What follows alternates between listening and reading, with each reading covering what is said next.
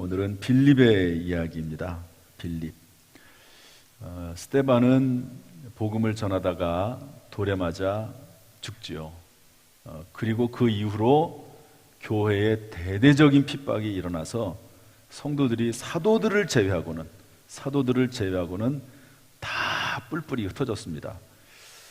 제가 그 모습을 보면서 손영원 목사님 생각이 났습니다. 손영원 목사님은 6.25가 났을 때 애양원에서 목회하고 있었거든요. 문둥병자, 나병환자촌에서 목회하고 있는데, 나병환자들이 어딜 도망가겠습니까? 6.25가 전쟁이 난다 하더라도. 그래서 이 목사님이 그것을 떠나지 않고 거기에서 있다가 붙잡혀서 순교하시죠. 어쨌든 사도들이 핍박이 있음에도 불구하고 남아있고, 그리고 성도들은 다 이렇게 뿔뿔이 흩어졌는데, 이게 놀랍게도 하나님의 계획 가운데 되어진 일이라는 거죠. 스데반의 입장에서 볼 때는 죽음에 처해지는 일이고 순교이긴 하지만, 이것을 기점으로 해서 전 세계에 복음이 증거되는 이런 놀라운 일이 일어나게 됩니다.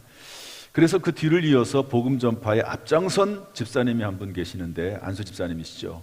빌립 안수 집사님. 여기 성경에는 그냥 집사 이렇게 되어 있는데, 안수해서 받은 직분이기 때문에 오늘날로 말하면 안수 집사입니다. 그래서 스데반 안수 집사님은 복음 전하다가 돌아가셨고 순교하셨고, 빌립 안수 집사님은 열심히 복음을 전하러 다니시는 거죠. 그러다가 어느 날 26절 말씀 한번 읽어보겠습니다. 26절 다 같이 시작. 주의 사자가 빌립에게 말하여 이르되 일어나서 남쪽으로 향하여 예루살렘에서 가사로 내려가는 길까지 가라 하니 그 길은 광야라. 주의 사자가 이렇게 되어 있는데, 이것은 천사를 말합니다. 빌립에게 뭐 했다고 그랬죠? 말하여. 천사가 말을 했답니다.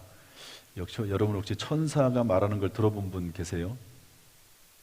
성경에는 천사가 이렇게 말하는 장면, 직접 또 이렇게 음성을 들려주는 장면들이 종종 보이거든요. 오늘날도 뭐 마찬가지긴 합니다. 좀 드물어서 그렇지 천사를 보기도 하고 또 귀신을 보기도 하는 그런 분들이, 요즘에는 그런 얘기를 하는 분들이 많지 않은데요. 제가 청년 때, 학생 때만 해도 그런 현상들이 많이 일어나고, 또 아마 이 과학이 발달하면서 그런 현상들에 대해서 사람들이 너무 관심을 안 가지고 사모하지 않아서 그러지 않나 하는 생각을 해보기도 합니다. 그렇지만 지금도 그런 일들이 일어나고 있고, 특별히 아프리카나 남미나 이런 쪽에서는 뭐 신유 역사뿐만 아니라 여러 가지 이런 영적인 현상들이 많이 나타나고 있죠. 더구나 이 초대교회는 성경을 기록해야 될 사명을 가지고 있는 분들이거든요.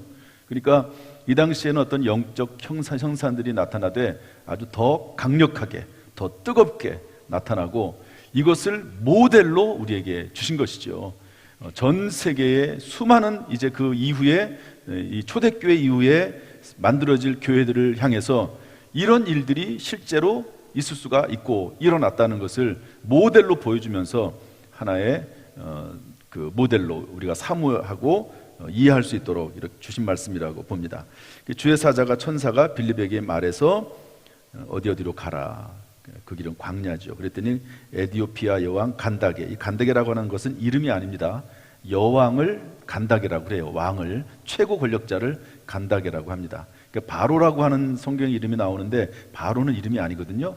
우리나라 왕이라고 하는 것과 같은 의미입니다. 그런 것처럼 에디오피아와 여왕, 에디오피아와 간다기라고 하는 왕의 국고를 맡은 관리인 네시가 예배하러 예루살렘에 왔다가 돌아가는 길입니다. 그랬더니 이제 성령이 빌립에게 술에 가까이 가라고 합니다. 열심히 뛰어가가지고 거기 갔더니 마침 이사야서를 읽고 있어요. 뭘 읽고 있다고요? 이사야서. 참 재밌습니다. 하필 읽고 있는 말씀이 이사야서예요.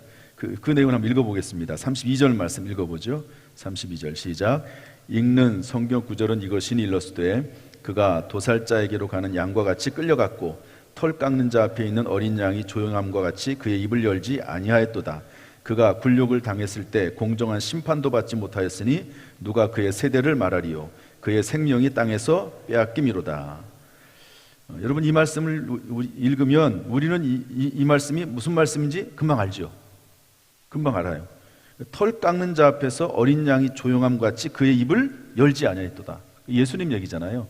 빌라도 앞에서 아무런 변호도 하지 아니하시고 그냥 묵묵히 재판받으시다가 십자가를 지신 예수 그리스도를 의미합니다. 여기에 대해서 아주 직접적으로 써놨습니다. 33절 보면 그가 굴욕을 당했을 때 공정한 재판도 받지 못하였으니. 그렇잖아요.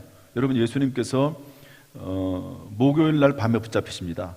그리고 밤새도록 재판받으시다가 금요일 날 새벽에 사형 선고를 받으시고 그리고 금요일 날 낮에 돌아가시거든요. 여러분, 세상에 이런 재판이 어디 있습니까? 1심, 2심, 3심 제도, 뭐 충분히 변론할 기회 이런 것도 주지도 않고 그냥 예수님께서는 이 세상에서 가장 불합리하고 그리고 잘못된 그런 재판을 받으시다가 돌아가셨다고 볼 수가 있습니다. 그러나 그것도 하나님의 계획과 섭리 가운데 인류의 구원을 위한 하나님의 뜻이라고 볼 수가 있습니다. 그런데 이해를 못하는 거예요. 이 사람은. 뭐라고 말하냐면 31절 말씀 한번 읽어보겠습니다. 31절 시작. 대답하되 지도해주는 사람이 없으니 어찌 깨달을 수 있느냐고 빌립을 청하여 수레에 올라오라 앉으라 하니라. 지도해주는 사람이 없으니 이렇게 되어 있습니다. 여러분, 우리는 이 말씀을 이해를 하지만 이 이디오피아 내시는 이 말씀을 이해를 못하는 거죠. 그러니까 이제 빌립 안수 집사님이 잘 설명을 해줘요. 잘 설명을 해줍니다. 그러니까 이해가 되고 이해가 되니까 세례받겠다고 먼저 자원을 합니다. 그래서 세례를 주고 그리고 빌립은 다른 곳에 가서 또 복음을 전했다 하는 그런 말씀이 오늘 내용 속에 있습니다. 이 본문의 말씀을 쭉 살펴보면요, 등장인물이 있습니다. 등장인물. 첫 번째는 이디오피아 내시, 두 번째는 빌립. 등장인물은 아닌데 성령님이 계십니다. 천사도 있지만 성령님의 개념으로 영적인 존재의 개념으로 이해를 할 때 이 세 부류의 존재가 등장을 하거든요. 또 하나를 또 찾아본다고 하면 이 성경에 대한 이야기도 여기서 살펴볼 수 있습니다. 내용을 어느 한 관점으로 몰아보면 성경이 좀 새롭게 보이거든요. 그래서 예를 들어서 빌립의 입장에서 성경을 쭉 바라보면요, 우리가 어떻게 빌립과 같은 신앙생활을 해야 되겠다 하는 것을 볼 수가 있습니다. 이 에디오피아 내시의 관점에서 보면 이분이 어떻게 예수를 믿게 됐는지, 세례를 받게 됐는지 하는 그런 것을 살펴볼 수가 있습니다. 성령의 관점으로 바라보면 성령님께서는 이렇게 역사하시는 분이구나 하는 것을 또 알 수가 있는 거죠. 그래서 이 세 가지를 다 하려면요, 시간이 많이 걸리니까 오늘은 성령의 관점으로 한번 살펴보려고 합니다. 먼저 우리 26절, 주의 사자, 천사의 지시를 받았다고 볼 수 있는데 우리 주의 사자 이 부분 읽어보도록 하겠습니다. 26절 시작. 주의 사자가 빌립에게 말하여 이르되 일어나서 남쪽으로 향하여 예루살렘에서 가사로 내려가는 길까지 가라 하니 그 길은 광야라.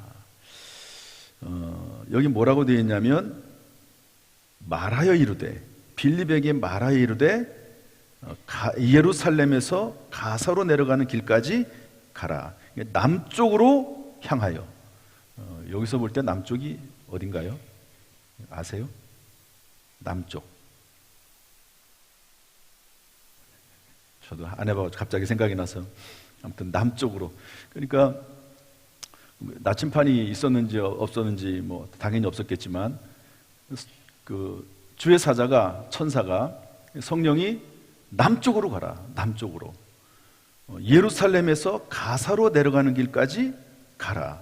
그런데 그 길은 광야라고 하는 거죠. 성령께서 이렇게 말씀하십니다. 절 보세요. 빌립이 그냥 본인이 생각을 해서, 본인이 어떤 계획에 의해서 남쪽으로 간 것이 아니고 주의 천사가 빌립에게 나타나셔서 남쪽으로 가라고, 예루살렘에서 가사로 내려가는 길로 가라고 먼저 시작하십니다. 한번 따봅시다. 먼저. 시작하신다. 그러니까 성령님께서 먼저 시작하시고 주도하시는 거죠. 그런데 이 성령에 대해서 나와 있는 그 모든 부분들이 다 그런데요, 두 번째로 성령께서 어떻게 하시는지 한번 보도록 하겠습니다. 29절 말씀 다 같이 읽어보죠. 29절 시작. 성령이 빌립더러 이르시되 이 수레로 가까이 나아가라 하시거늘. 자, 잘 보세요. 첫 번째로 어디로 가라고요? 남쪽으로 가라. 가다가 그 이디오피아 내시 간다게에 그 이제 수레가 보이겠죠. 그러니까 성령께서 뭐라고 말씀하신다고요? 이 수레로 가까이 나아가라. 두 번째 성령께서 말씀하시는 겁니다. 그러다가 성령께서 말씀하시는 것이, 성령께서 행동하시는 게 또 하나가 나오는데 39절 말씀 한번 읽어보겠습니다. 39절 다 같이 시작. 둘이 물에서 올라올새 주의 영이 빌립을 이끌어간지라 내시는 기쁘게 길을 가므로 그를 다시 보지 못하니라. 성령께서 이제는 이끌어 가시는 거죠. 이디오피아 내시에게 이 이사야서의 글에서부터 시작하여 예수에 대해서 이야기를 합니다. 35절에 나오는 말씀이에요. 빌립이 입을 열어 이 글에서 시작하여 예수를 가르쳐 복음을 전하니라. 그래서 이 이사야서에 나온 이 내용이 오늘날 예수 그리스도, 예루살렘에서 십자가에 달려 죽은 그 바로 그 예수 그리스도에 대한 이야기다. 그가 참으로 공정한 재판도 받지 못하고 털 깎는 자 앞에 있는 어린 양이 조용함같이 입을 열지 아니하다가 십자가를 지고 돌아가셨는데 그것은 우리의 죄를 대신해서 죽으신 것이다 라고 하는 이야기를 해줍니다. 그랬더니 그 말을 듣고 내시가 받아들여요. 그리고 나서 물이 있는 걸 보고 세례를 받음에 무슨 거리낌이 있느냐라고 이야기하니까 이제 둘 다 수레에서 내려가지고 물에 내려가 빌립이 세례를 베풀어 주는 장면이 나오는 거죠. 여기 보면 37절에 아까 우리 성도님들 읽을 차례였는데 읽지를 않았죠. 왜? 거기 뭐라고 써 있냐면 없음 이렇게 써 있잖아요. 그런데 이 부분에 앞에 이라고 써 있습니다. 이. 그래서 이라고 하는 것을 밑으로 쭉 내려오면 어떤 사본에 이렇게 되어 있거든요. 한번 이 부분을 읽어보도록 하겠습니다. 빌립이 시작. 빌립이 이르되 내가 마음을 온전히 하여 믿으면 가하니라. 대답하여 이르되 내가 예수 그리스도께서 하나님의 아들이신 줄을 믿노라. 그러니까 세례를 내가 좀 받고 싶다. 그랬더니 마음을 온전히 해서 믿으면 된다. 그러니까 이 내시가 내가 예수 그리스도께서 하나님의 아들이신 줄을 믿습니다 라고 신앙 고백을 하니까 세례를 베풀게 되는 거죠. 그리고 나니까 주의 영이 빌립을 이끌어갑니다. 이 내용을 살펴보면 첫 번째로 주의 천사가 성령의 지시를 받은 주의 천사가 모든 일에 있어서 주도권을 가지고 시작하시는 것을 볼 수가 있습니다. 참된 교회의 사역은, 우리 그리스도인들의 사역은 성령께서 주도하시고 성령께서 시작하시는 것에서부터 우리의 모든 신앙생활이 움직여진다고 볼 수가 있습니다. 이 빌립은 성령이 충만한 사람 아닙니까? 그러니까 하나님께서 그 마음속에 음성을 들려주시고 또 천사들을 통해서 말씀하실 때 그런 모든 현상들을 느끼고 볼 수 있는 그런 영적인 안목, 영적인 눈이 열린 거라고 볼 수가 있습니다. 성령께서 마음대로 시작할 수 있고 마음대로 주도할 수 있고 성령께서 마음대로 사용할 수 있는 그런 분이 되었다 하는 것을 알 수가 있습니다. 따라서 여러분, 우리가 무슨 일을 시작하든지 간에 반드시 먼저 성령 안에서 성령의 인도하심에 따라 시작하는 그런 모습이 저와 여러분의 모습이 될 수 있기를 주님의 이름으로 축복합니다. 학업을 하든 직장을 정하든 또 뭐 취업을 하든 성령께서 인도하시는 대로, 성령께서 역사하시는 대로 우리가 움직일 수 있다고 하면 그런 분의 삶은 정말 흥미진진하고 놀라운 하나님의 은혜와 역사가 나타나게 될 것입니다. 이 전도하는 일도 마찬가지죠. 하나님께서 이렇게 성령의 감동하심에 따라 움직였더니, 시작을 했더니 이렇게 에디오피아 내시가 구원받게 되고, 에디오피아의 역사를 살펴보면요, 이상하게 에디오피아는 아프리카 아닙니까? 아프리카 지역은 복음 전도가 엄청 늦거든요. 그런데 희한하게도 이 에디오피아에 기독교의 흔적들이 있다는 거예요. 아마도 이 에디오피아 내시를 통해서 복음이 증거되지 않았을까 하는 그런 이야기를 역사학자들이 합니다. 성령께서 시작하시고 성령께서 이루시는 과정이라고 볼 수가 있습니다.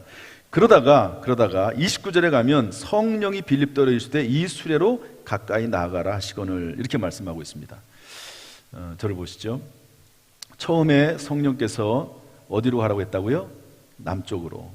남쪽으로라고 하는 것은 방향성은 있지만 구체적이진 않아요. 그러지 않습니까? 방향성, 동서남북 있으니까 이쪽 방향으로 가면 되겠구나, 또 이쪽 방향으로 가면 되겠구나, 큰 그림을 그릴 수가 있는 거죠. 상당히 이것도 중요하긴 합니다. 우리가 어떤 일을 해나갈 때 어떤 방향으로 해나가야 될지, 이렇게 선택을 해야 될지 저쪽 길을 선택해야 될지 하는 것을 우리가 판단하고 분별하는 것은 상당히 중요한 거거든요. 큰 그림을 그린 것이 중요합니다. 일단은 큰 그림을 그리도록 남쪽으로 가라고 얘기하는 거죠. 여기까지밖에 하나님께서 안 보여주시는 거예요. 성령께서 일단 남쪽 길로 가라는 것까지만 보여주는 겁니다. 설명을 길게 하지 않으세요. 남쪽으로 가면 어떤 일이 일어날 것이고, 거기에 가면 수레를 타고 한 사람을 만나게 될 것이고, 그가 무슨 성경책을 읽고 있을 것이고, 그런 얘기를 안 하세요. 그냥 일단 남쪽으로 가라는 거죠. 그러다가 남쪽으로 가다 보니까 수리 하나를 보게 되는 거 아닙니까? 좀 더 구체화되는 겁니다. 구체화되는 거예요. 제가 가끔 가다가 설교를 하면서 이런 얘기를 할 때가 있습니다. 우리의 신앙생활은 마치 징검다리를 걷는 것과 같다, 이런 얘기를 제가 종종 했습니다. 그러니까 물론 이제 징검다리는 다 보일 수 있긴 하지만, 그러나 한 하의 징검다리를 딱 건너가면, 그리고 나면 그 다음 단계를 갈 수가 있는 거죠. 한꺼번에 뛰어가질 않고요. 어떤 경우에서는 하나님께서 보여주지를 않습니다. 바로 앞에 있는 단계만 보여주시는 거예요. 그러니까 성령께서 빌립에게 그냥 남쪽으로 가라가는 것만 보여주십니다. 큰 그림만 보여주셔서 그 길을 가도록 하시죠. 그러다가 성령께서 이제 수레가 보이니까 성령께서 구체적으로 얘기하십니다. 그 수레로 가까이 나아가라, 이렇게 말씀하시는 거죠. 여러분, 성경 말씀에 보면은요, 이런 현상들이 참 많습니다. 시몬이라는 사람 제가 아까 말씀드리죠. 시몬이 아기 예수 그리스도를 만나지 않습니까? 원래 성령이 충만하고 성령이 늘 임재해 있는 분입니다. 어느 날 성령께서 지시하시죠. 네가 그리스도를 보기 전에는 절대로 죽지 않을 것이다. 죽기 전에 반드시 메시아 그리스도를 볼 것이다. 이것은 구체적이질 않아요. 그냥 그렇구나, 메시아가 오시긴 오시는구나, 내가 메시아를 보기는 보는구나, 내가 나이가 많긴 하지만 하나님께서 나를 죽이지 아니하시고 살려두셨다가 그리스도를 보게 하시려는구나 하는 그냥 인생의 방향성을 하나님이 알게 하시는, 인생의 방향성을 성령께서 지시하시는 거죠. 이것을 성령의 지시라고 표현해놨습니다. 그러다가 실제로 예수님께서 성전에 오셨어요. 그때 뭐라고 말하냐면 성령의 감동이 있다고 해서, 성령의 감동. 성령의 감동은 구체적인 겁니다. 그래서 성령의 감동에 따라 구체적으로 성전의 그 음성에 따라 가니까 아기 예수님을 만나지 않습니까? 여기서 똑같은 모습입니다. 성령께서 남쪽으로 가라, 수레를 보니까 가까이 가라 이렇게 말씀하셔서 가까이 가서 이제 에디오피아 내시를 만나게 되는 거죠. 그리고 나서 이제 아까 말씀드린 대로 쭉 이렇게 하고 결국 세례까지 이제 주고 나서 성령께서 이렇게 하십니다. 39절 다시 한번 읽어보겠습니다. 39절 시작. 둘이 물에서 올라올새 주의 영이 빌립을 이끌어간지라. 내시는 기쁘게 길을 가므로 그를 다시 보지 못하니라. 성령께서 이끌어가시죠. 그래서 사라져버렸어요. 에디오피아 내시가 찾아도 없습니다. 딴 데로 가버렸어요, 이미. 그리고 나서 40절로 넘어가면 이렇게 되어 있습니다. 우리 40절 읽어볼까요? 40절 시작. 빌립은 아소도에 나타나 여러 성을 지나다니며 복음을 전하고 가이사야에 이르니라. 아소도, 그 다음에 여러 성들을 다니면서 전도하다가 가이사라에 갑니다. 그런데 가이사라에 가가지고 거기서 이제 거기서 이제 가족들과 함께 거하게 되거든요. 그러다가 가이사라에 복음을 전도하러 간 사도 바울 일행을 만납니다. 그래서 거기에서 사도 바울 일행을 집에서 접대하고 사도 바울 일행을 돕는 그런 역할을 하는 거죠. 그러니까 성령께서 한 단계 한 단계, 어떤 때는 큰 그림으로 인도하셨다가 필요할 때는 구체적으로 인도하셨다가 그 사명이 끝나면 하나님께서 다른 방향으로 또 다음 단계로 나가게 하시는 것을 볼 수가 있습니다. 성령께서 광야로 이끌기도 하시고 수레로 이끌기도 하시고 여러 성으로 이끌기도 하시고 그리고 가이사랴까지 이끌어서 거기에서 사도 바울 일행을 만나게 하시고 사도 바울 일행을 섬기도록 하는 이런 사명을 주시는 거죠. 이 빌립의 이런 모습을 보면 참 성령께서 쓰시기에 합당한 분이다 하는 것을 알 수가 있습니다. 오늘 여러분 이 말씀을 통해서 우리가 깨달을 수 있는 거, 적용할 수 있는 거 두 가지만 좀 살펴보려고 합니다. 첫 번째로 저를 한번 따라하시죠. 성령 안에서 시작하고 구체하고 다음 단계로 넘어가라. 오늘 성령께서 빌립에게 역사하신 내용을 살펴보면 그렇습니다. 성령 안에서 시작하고 그리고 성령 안에서 시작한 것이 점점 구체화되고 그리고 그것이 성취가 되면 다음 단계로 넘어가고 이런 것이 계속해서 이렇게 반복되면서 이 빌립이라고 하는 위대한 전도자 또 안수 집사님의 인생이 이렇게 계속 진행이 되는 것을 볼 수가 있습니다. 참 우리의 삶이 이런 삶이 되면 얼마나 좋을까 하는 생각을 해보게 됩니다.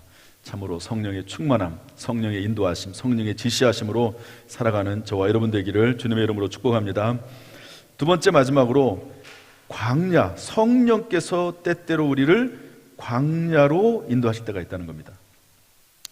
여러분 예수님께서 공생애를 시작하실 때에 사탄에게 마귀에게 시험 받으시잖아요. 40일 금식하시고 그런데 그 광야로 이끌어 가신 분이 누구시죠? 마귀가 아니고 성령이십니다. 성령이 예수님을 광야로 이끌어 가셔서 40일 동안 금식기도 하게 하시는 거죠. 광야에 때때로 들어갈 때가 있습니다. 광야라도 그러나 낙심하지 말고 두려워하지 말고 하나님께서 시작하신 일이라면 반드시 광야에서 더 큰 열매를 맺게 될 줄로 믿습니다. 어떤 면에서 광야가 필요할 때도 있을지 몰라요. 여러분 이스라엘 백성들은 광야 40년을 지냈습니다. 출애굽해서 가나안 땅에 들어가기까지 40년 동안 광야 생활을 했는데 얼마나 고달픈 생활입니까? 그런데 광야에서 어떤 경험을 했죠? 홍해를 건너는 기적을 경험을 했습니다. 반석에서 물이 나는 놀라운 일을 경험을 했습니다. 구름 기둥과 불 기둥으로 평생 하나님이 인도하셨습니다. 밤에는 추우니까 일교차가 심하잖아요. 추우니까 불 기둥을 세워주시고 낮에는 구름 기둥을 세우셔서 그늘지게 하시고 시원하게 하시고 여러분 이제 더운 지역에 혹시 가보신 분이 있는지 모르겠어요. 중동이나 이런 지역에 그런 데는 습도가 낮잖아요. 우리는 습도가 높아가지고 그늘에 피해도 막 덥고 후덥지근하고 막 땀나고 막 이러는데 중동 지역 같은 데는 그늘만 있어도 시원합니다. 그늘만 있어도 구름이라고 하는 게 상당히 큰 의미가 있습니다. 이런 중동 지역에서는. 그런데 하나님께서는 낮에는 구름 기둥으로 밤에는 불 기둥으로 인도하시고 먹을 것을 주시잖아요. 뭐 농사를 지을 수 있는 게 아니니까 만나와 메추라기를 먹여주시고 신발과 옷이 닳지 않도록 해주시고 결국에는 가나안 땅에 들어가게 하시는 것을 볼 수가 있습니다. 여러분 이것도 하나님이 시작하셨죠. 그래서 모세를 보내시고 모세를 통해서 가나안 땅 애굽 땅에서 나오게 하시고 하나님께서 과정마다 인도하셨다가 결국에는 가나안 땅으로 들어가게 하시는 것이죠. 여러분 혹시 본인이 생각하기에 내가 지금 광야에 있다라고 하는 그런 마음이 드시는 분이 있으면 여러분 주 안에서 성령 안에서 낙심하지 말고 두려워하지 말고 담대히 믿음 안에서 나갈 수 있기를 주님의 이름으로 축복합니다. 한 가지 권면하면 광야에서 죽은 세대처럼 불신앙을 가져서는 안 됩니다. 여러분 가나안 땅에 빨리 도착을 하잖아요. 사실은 그런데 거기에 정탐꾼 12명을 보냈는데 2명은 여호수아 갈렙은 정말 믿음으로 보고를 하고 10명은 불신앙으로 보고하지 않습니까? 그래서 여호수아 갈렙 외에는 다 죽지 않습니까? 어린 세대를 제외하고는 다 죽지 않습니까? 광야에서 죽은 세대처럼 불신앙을 갖지 말고 불평하고 우상숭배하고 모세를 거역하고 하는 이런 불신앙을 갖지 말고 여호수아의 갈렙의 신앙을 가지고 살아가면 광야도 오히려 하나님을 더 깊이 만나는 기회가 될 것이고, 그리고 반드시 가나안 땅에 들어가는, 젖과 꿀이 흐르는 땅에 들어가는 은혜가 임하게 될 줄로 믿습니다. 이런 삶이 저와 여러분에게 넘쳐나기를 주님의 이름으로 축복합니다. 늘 성령으로 충만하기를 주님의 이름으로 축복합니다.